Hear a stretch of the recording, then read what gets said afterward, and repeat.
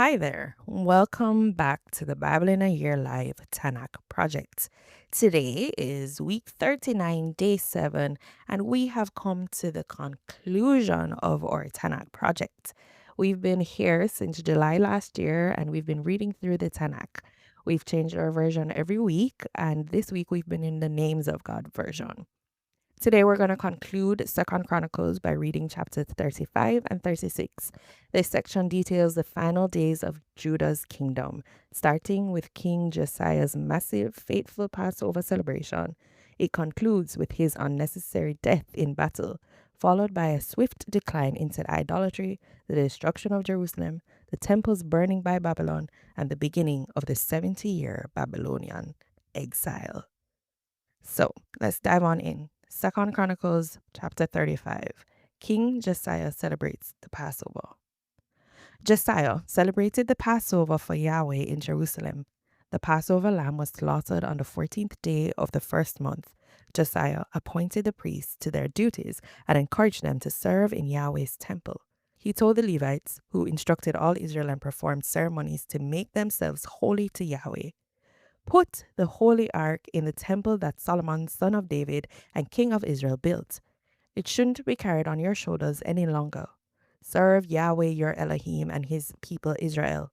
Get yourself ready with the family groups of your divisions, which are listed in the records of King David of Israel and the records of his son Solomon.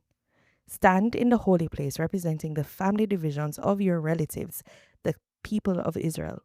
Let the Levites be considered a part of each family. Slaughter the Passover lamb. Perform the ceremonies to make yourselves holy, and prepare the lambs for the other Israelites as Yahweh instructed us through Moses. Josiah provided the people with 33,000 sheep and goats to be sacrificed as Passover offerings for all who were present. In addition, he provided 3,000 bulls. These animals were the king's property. His officials also voluntarily gave animals to the people, priests, and Levites. Hilkiah, Zechariah, and Jehiel, the men in charge of Elohim's temple, gave the priest 2,600 sheep and goats and 300 bulls for Passover sacrifices. Conaniah and his brothers Shemaiah and Nathanael and Hashbiah, Jeiel, and Jozabad, the leaders of the Levites, gave the Levites 5,000 sheep and goats and 500 bulls as Passover sacrifices. So the service was prepared. The priests took their positions with the Levites according to their divisions, as the king had ordered. They slaughtered the Passover lambs. The priests sprinkled the blood with their hands while the Levites skinned the lambs. They set aside the burnt offerings to give them to the lay people according to their family divisions. The lay people could then present them to Yahweh as written in the book of Moses. The Levites did the same with the bulls. They roasted the Passover lambs according to the directions. They boiled the holy offerings in pots, kettles, and pans, and immediately served them to all the people. Later, they prepared the animals for themselves and for the priests, because the priests, Aaron's descendants, were sacrificing the burnt offerings and the fat until that evening. So the Levites prepared the animals for themselves and the priests. The singers, Asaph's descendants, were in their places as David, Asaph, Heman, and the king's seer Jeduthun had commanded. The gatekeepers were stationed at each gate. They didn't need to leave their work because their relatives, the Levites, prepared animals for them. So everything was arranged that day for the worship of Yahweh. The Passover was celebrated, and the burnt offerings were sacrificed on Yahweh's altar as King Josiah had commanded. The Israelites who were present celebrated the Passover at that time. They also celebrated the festival of unleavened bread for 7 days. Never had a Passover like this been celebrated in Israel during the time of the prophet Samuel or the kings of Israel. They did not celebrate the Passover as Josiah celebrated it with priests, Levites, all of Judah, the people of Israel who could be found, and the inhabitants of Jerusalem. In the 18th year of Josiah's reign, this Passover was celebrated. Josiah's sin led to his death. After all this, when Josiah had repaired the temple, King Necho of Egypt came to fight a battle at Karshemish at the Euphrates River. Josiah went to attack him, but Necho sent messengers to Josiah to say, "What's your quarrel with me, king of Judah? I'm not attacking you. I've come to fight those who are at war with me. Elohim told me to hurry. Elohim is with me, so stop now, or else he will destroy you." But Josiah would not stop his attack. He disguised himself as he went into battle. He refused to listen to Necho's words, which came from Elohim, and he went to fight in the valley of Medigo. Some archers shot King Josiah. The king told his officers, "Take me away because I'm badly wounded." His officers took him out of the chariot and brought him to Jerusalem in his own chariot. He died and was buried in the tombs of his ancestors. All Judah and Jerusalem mourned for Josiah. Jeremiah sang a funeral song about Josiah. All the male and female singers still sing funeral songs about Josiah today. This became a tradition in Jerusalem. They are written in the book of the funeral songs. Everything else about Josiah, including his devotion to God by following what is written in Yahweh's teachings and his acts from first to last, are written in the records of the kings of Israel and Judah. 2 Chronicles 36. King Jehoahaz of Judah. Then people of the land took Josiah's son Jehoahaz and made him king in Jerusalem in place of his father. Jehoahaz was 23 years old when he became king, and he was king in Jerusalem for 3 months. The king of Egypt removed him from office in Jerusalem and fined the country 7,500 pounds of silver and 55 pounds of gold.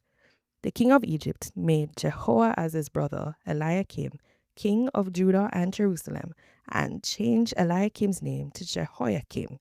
Necho took Jehoahaz away to Egypt. King Jehoiakim of Judah. Jehoiakim was 25 years old when he began to rule, and he ruled for 11 years in Jerusalem. He did what Yahweh, his Elohim, considered evil. King Nebuchadnezzar of Babylon attacked Jehoiakim and put him in bronze shackles to take him to Babylon. Nebuchadnezzar also brought some of the utensils of Yahweh's temple to Babylon. He put them in his palace in Babylon. Everything else about Jehoiakim, the disgusting things he did and all the charges against him, is written in the book of the kings of Israel and Judah. His son Jehoiakim succeeded him as king. King Jehoiakim of Judah. Jehoiakim was 8 years old when he began to rule as king. He was king for 3 months and 10 days in Jerusalem. He did what Yahweh considered evil. In the spring, King Nebuchadnezzar sent for Jehoiakim and brought him to Babylon with the valuable utensils from Yahweh's temple. Nebuchadnezzar made Jehoiakim's uncle Zedekiah king of Judah and Jerusalem. King Zedekiah of Judah. Zedekiah was 21 years old when he began to rule, and he ruled for 11 years in Jerusalem. He did what Yahweh, his Elohim, considered evil and didn't humble himself in front of the prophet Jeremiah, who spoke for Yahweh. Zedekiah also rebelled against King Nebuchadnezzar. Nebuchadnezzar had made Zedekiah swear an oath of allegiance to him in Elohim's name. But Zedekiah became so stubborn and so impossible to deal with that he refused to turn back to Yahweh Elohim of Israel. All the officials, the priests, and the people became increasingly unfaithful and followed all the disgusting practices of the nations. Although Yahweh had made the temple in Jerusalem holy, they made the temple unclean. Yahweh Elohim of their ancestors repeatedly sent messages through his messengers because he wanted to spare his people and his dwelling place. But they mocked Elohim's messengers, despised his words, and made fun of his prophets until Yahweh became angry with his people. He could no longer heal them. So he had the Babylonian king attack them and execute their best young men in their holy temple. He didn't spare the best men or the unmarried women, the old people or the sick people. Yahweh handed all of them over to him. He brought to Babylon each of the utensils from Elohim's temple, the treasures from Yahweh's temple, and the treasures of the king and his officials. They burnt Elohim's temple, tore down Jerusalem's walls, burnt down all its palaces, and destroyed everything of value. The king of Babylon took those who weren't executed to Babylon to be slaves for him and his sons. They remained captives until the Persian Empire began to rule. This happened so that Yahweh's word spoken through Jeremiah would be fulfilled. The land had its years of rest and was made acceptable again. While it lay in ruins, the land had its 70 years of rest. King Cyrus allows the Jews to return from Babylon.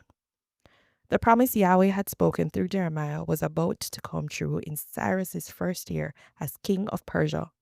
Yahweh inspired the king to make this announcement throughout his whole kingdom and then to put it in writing.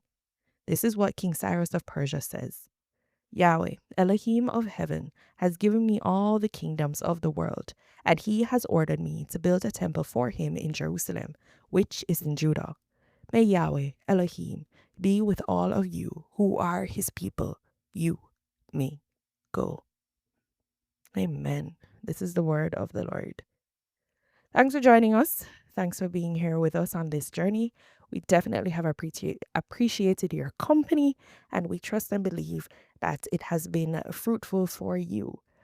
We're going to start a new journey very soon, maybe tomorrow. I'm going to invite you to check out our website, Biayl.Project, so that you can get information on our Enoch project. So it's great to have you with us, and see you next time. Blessings.